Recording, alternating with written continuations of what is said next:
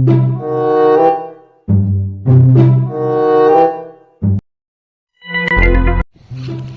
আম্বানি মনে হয় ছেলের বিয়ে দিয়ে গরিব হয়ে গেছে। দেখি বন্ধুদের থেকে হটস্পট টটস্পট পাই নাকি। বন্ধু কেমন আছিস?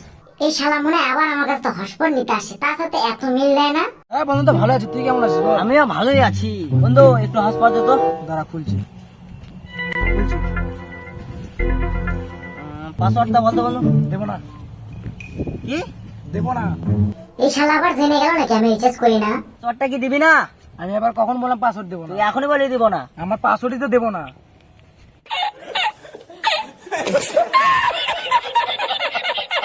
তো হ্যালো বন্ধুগণ, তোমাদের আজকে এই ছোট ভিডিওটা কিরকম লাগে? যদি ভালো লাগে তাহলে লাইক কমেন্ট শেয়ার করে দিও, তো সাবস্ক্রাইব করে দিও।